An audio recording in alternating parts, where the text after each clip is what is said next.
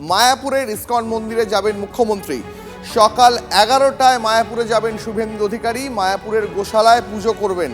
মুখ্যমন্ত্রীর সফর ঘিরে প্রশাসনিক তৎপরতা তুঙ্গে।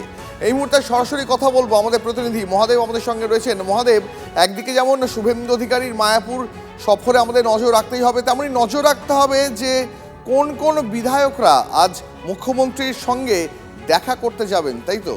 আমি দেখো বিশেষভাবে নজর থাকবে, কারণ আমরা দেখেছি যে বিগত যে কর্মসূচিটা ছিল কল্যাণীতে, সেই কল্যাণী কর্মসূচিতে লক্ষ্য করা গেছিল যে সেখানে কিন্তু তৃণমূল বিধায়ক তারা কিন্তু গিয়েছিলেন এবং সেখানে একজন সাংসদ তিনিও গিয়েছিলেন এবং যে যাকে কেন্দ্র করে রীতিমতো শোরগোল পড়ে, যদিও বিতর্কের ঝড় কিন্তু উঠলেও সে বিতর্ক থামিয়ে দিয়েছিলেন বিধায়করা। তাদের দাবি যে প্রশাসনিক যে কাজ, সেই প্রশাসনিক কাজের তৎপরতা আনতে এবং উন্নয়নের স্বার্থে তারা কিন্তু গিয়েছিলেন।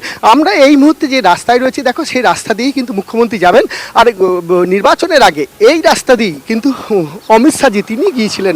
অর্থাৎ বলা যেতে পারে যে মুখ্যমন্ত্রী হেলিপ্যাডে নামবেন এবং হেলিপ্যাডে নেমে ঠিক এই রাস্তা দিয়ে তিনি যাবেন এবং পেছনেই যে গোশালা রয়েছে সেই গোশালায় তিনি যাবেন এবং সেখানে গিয়ে তিনি গোমাতাদের পুজো দেবেন এবং সেবা করবেন এবং সেখানে যজ্ঞ করবেন। পরবর্তীকালে যে মন্দির রয়েছে ইস্কনের, সেই মন্দিরে তিনি যাবেন এবং সেই মন্দিরে যেতে পারেন এমনটাই কিন্তু সম্ভাবনার কথা জানা যাচ্ছে এবং সেখানে তিনি পুজো আরাধনাও করতে পারেন।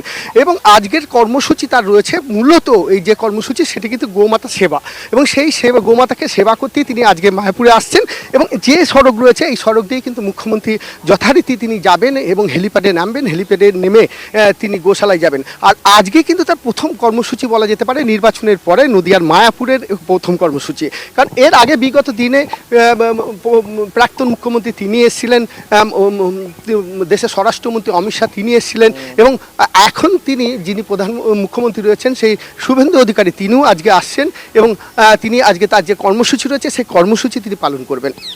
বেশ মহাদেব, অনেক ধন্যবাদ, নজর রাখুন।